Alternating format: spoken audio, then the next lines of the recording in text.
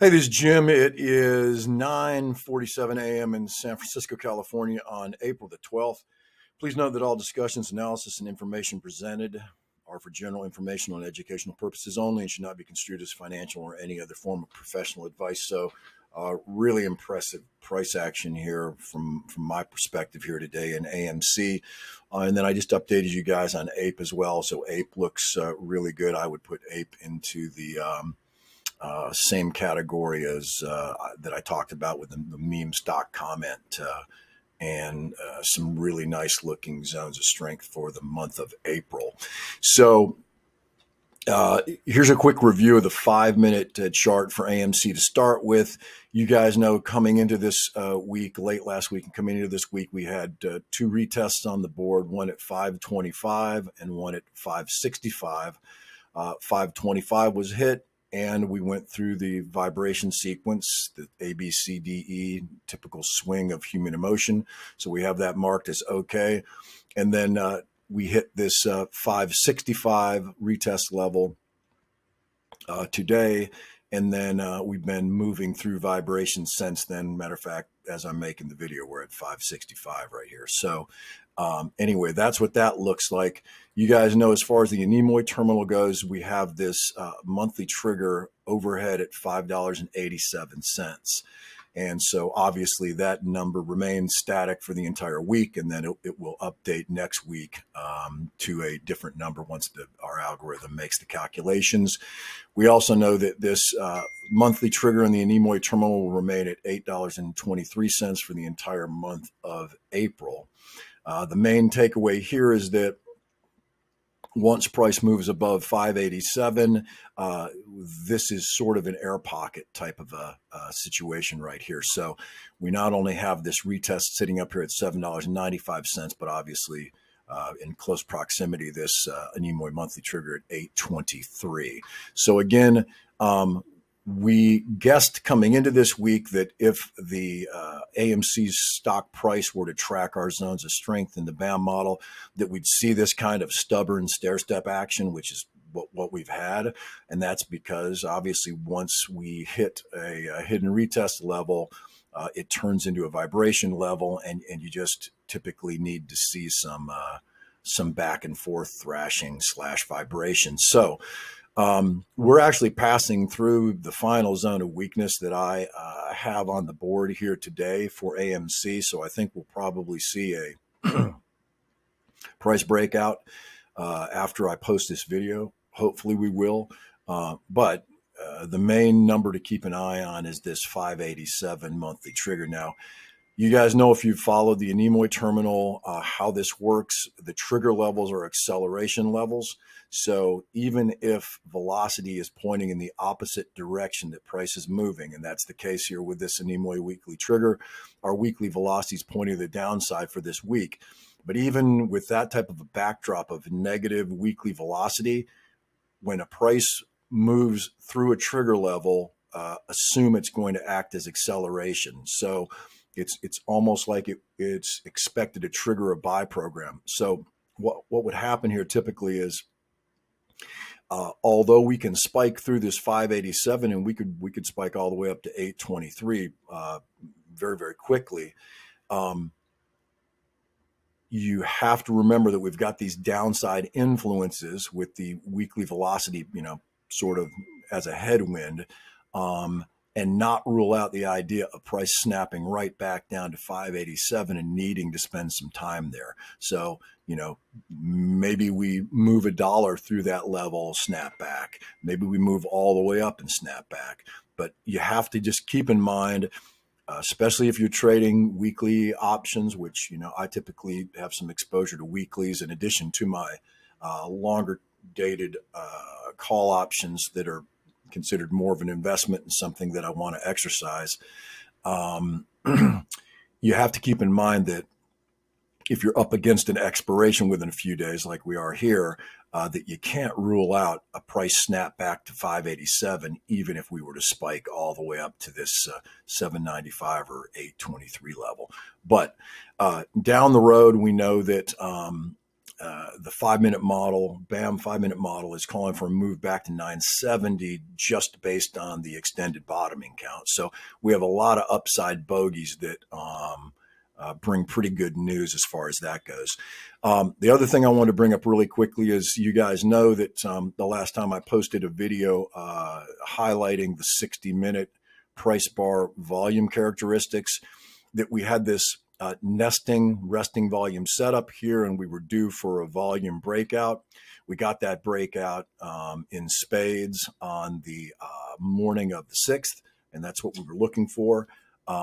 Posted volume of 26,900,000 shares during that 60-minute bar, so far surpassing the volume that we had done during the red bars, the negative down closing bars, during the whole wedging pattern. So that's what you want to see. You want to see a green engulfing volume bar.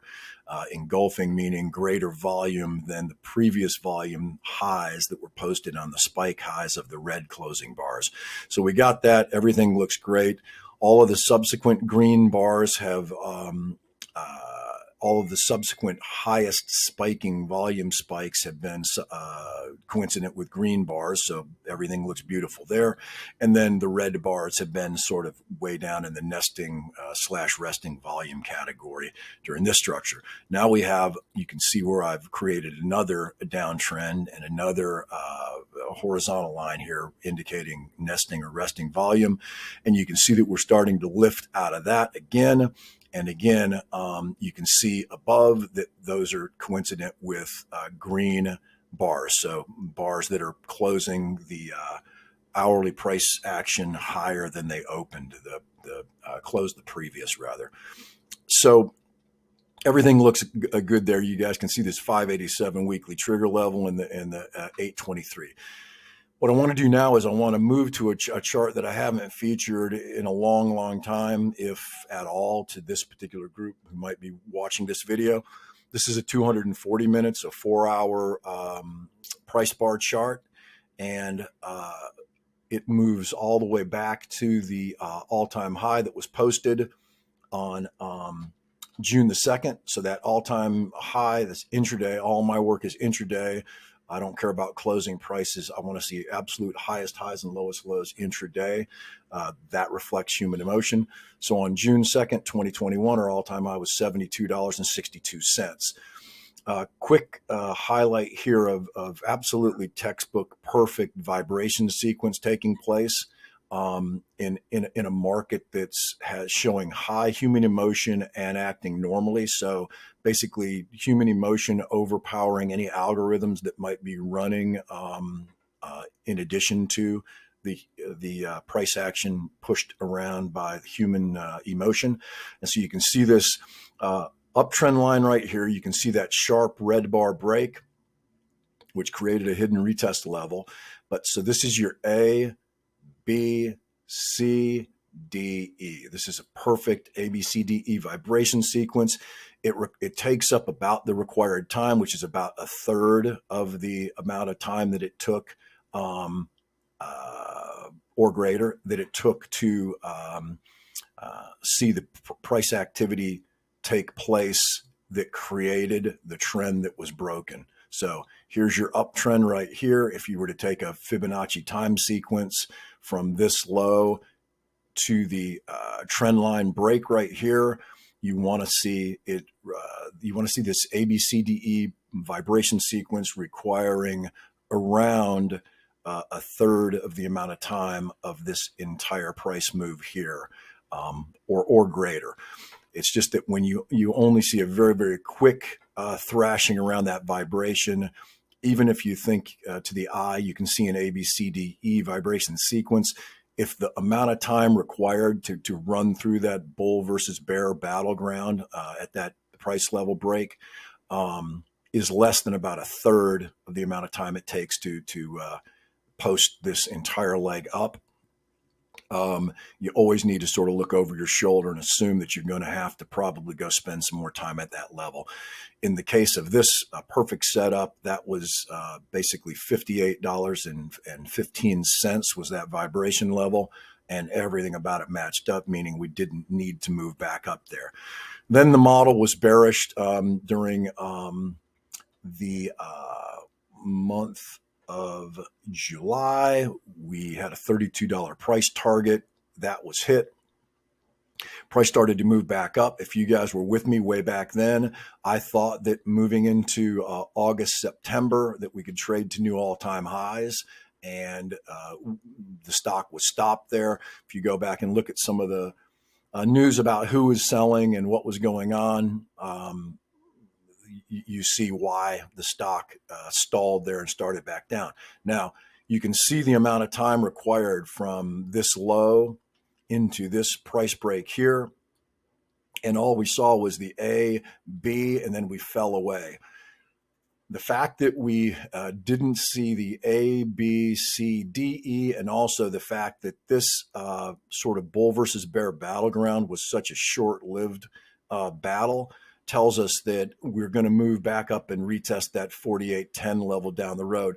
Now, technically, this would be the A, B, C. The move back up to 48.10 would be the D wave of my vibration sequence. But when there's such a short bull versus bear battleground, I go ahead and sort of cheat, and I flag it as a hidden retest level just so that it stands out to my eye as I'm looking at these charts. If I were to change this to my typical vibration level color, which is yellow, like you see here, then that's not going to stand out to my eye down the road. And I want to not forget, as I'm busy with a jillion other things, I want to not forget that I have a 48.10 retest level sitting.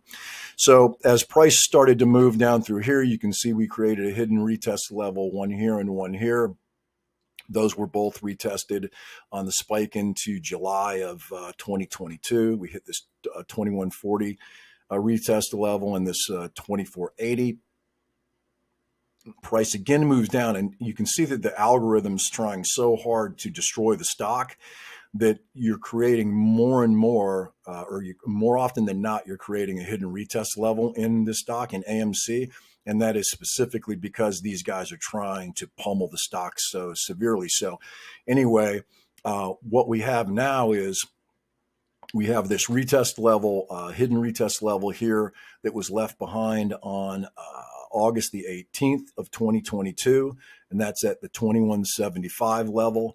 We have a price gap here, so that means that people following sort of just basic technical analysis 101, obviously you're going to see this price gap and think that if price can start to turn up here, that's a logical bogey to shoot for, especially if price can move back above this February spike high and then this spike high that we posted back in December of 2022.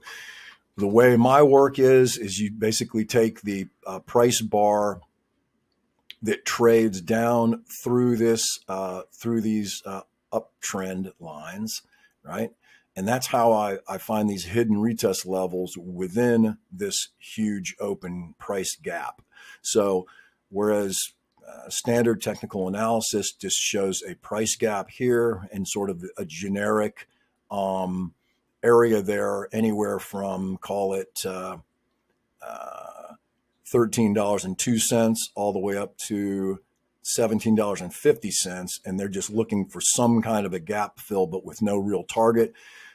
Using behavioral analysis, we have two targets. We've got a 1375 hidden retest and a 1550 hidden retest. As we move forward, you guys can see we posted the lowest intraday low on January the 6th at the $3.77 level. The reason that's really important, and I've noted it here, is because on this recent pullback, price did not move below that 377 intraday low. The reason that's important is because then that means that this entire expanding megaphone melt-up fractal structure is intact. And we think that that will come into play here as we move into this zone of strength during April and into May. So now here's what we have when we put all the pieces of the puzzle together. We not only know that we have retest levels to shoot for, just like here when we had this perfect direct hit into the middle of our zone of strength in February, we had this 745 retest level to work for, which was a hidden retest created on the 240-minute bar. It's 10 closing at 10:30 my time. So I'm on the West Coast PST, adjusted for New York Stock Exchange time. But anyway, that created that hidden retest level there that gave us a bogey to shoot for into a zone of strength. So we had both time and price, I mean, directly bullseye into the middle of this zone of strength for February. We did really well trading options into that zone of strength.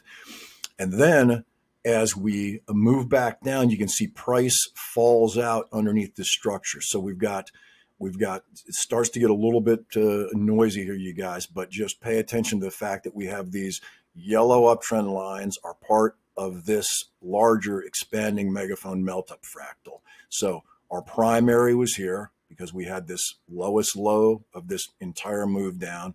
We had an up, pullback, higher high. So now we have a confirmed uptrend line we can draw here.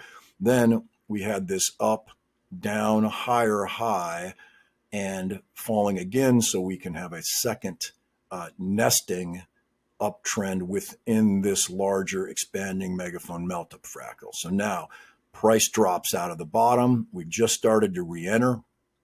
We know that once we re-enter, we have to respect the idea that human emotion tends to want to run price up onto a speed line attack into the next zone of strength. So if we track both time and price, we have all these bogeys to shoot for.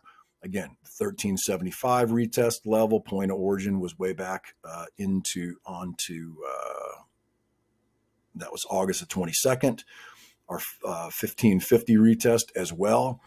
This 1680 pay me later was a function of this, the original primary expanding megaphone melt-up fractal. Matter of fact, let me make this line a little thicker to differentiate the two, okay? So we know that as we had this price drop out right here, okay, so lowest low, up, down, higher, high. We can draw this uptrend line. We know this is our speed line overhead. We have our price drop out and we had re-entry, and you see the acceleration. So price under normal circumstances would want to attack the speed line. Stock is manipulated. The attack doesn't take place. So we post this $16.80 $16.80 PML, pay me later level. So now we know coming into this zone of strength, we have 1375 retest, 1550 retest, 1680 pay me later, 2175 retest. Again, point of origin there was on this fast market break that occurred the morning of August 18th. I'm looking over my shoulder here now. We're trading up to $5.71. So it looks like we are turning higher now that we've passed through this zone of final zone of weakness right here, and that we are going to be able to make a run at this 587. So again, you guys remember between 587 and 823, we've got in theory, a big air pocket there. So again, this is what things look like on my side. You guys know why they look the way they do. You know where every single one of my price targets, the exact date and exact hour, or in this case, these are four-hour bars. So the exact 4-hour period that created these hidden retest levels. You know how I come up with my pay me later level. We've dropped out and re-entered this expanding megaphone melt-up fractal. The real fireworks probably start when we move back above the primary, and I'm talking optimistically here, obviously, but I'm assuming this is going to track and going to work out for us. So if and when we move above that level, that's when you get the most impressive part of the acceleration. What's kind of interesting about this structure, and this is really similar to the 1987 crash fractal that I built my entire system off of, but just flipped upside down. What I mean there is that you guys can see this February price spike high at $8.53. Well, if we were to shoot a horizontal line off of that 853 over here, you can see that obviously, this will end up looking like a nice double bottom structure to technicians, and they'll get really bulled up if we can see a price move breakout above that $8.53 level. Well, look what happens in our work. If they get bulled up and they start to buy that breakout, we get re-entry here into our expanding megaphone melt-up fractal. And at that point,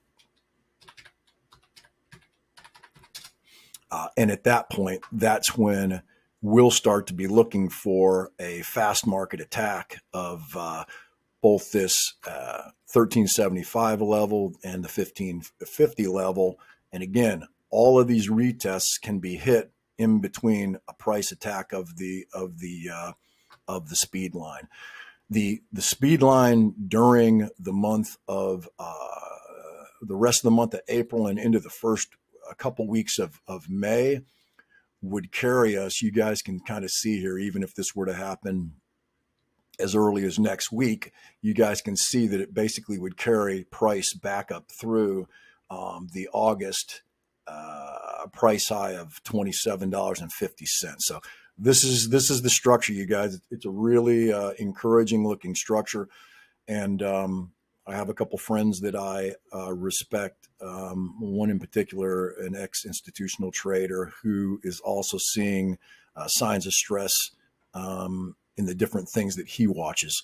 So I love it when multiple different disciplines kind of come together and all point to the same potential conclusion. I mentioned to you guys as well that APE is very bullish during the same period. So, I'm not seeing this arbitrage people talk about. What I'm seeing is both stocks moving higher and moving aggressively higher. That's it from my end. Good luck, everybody.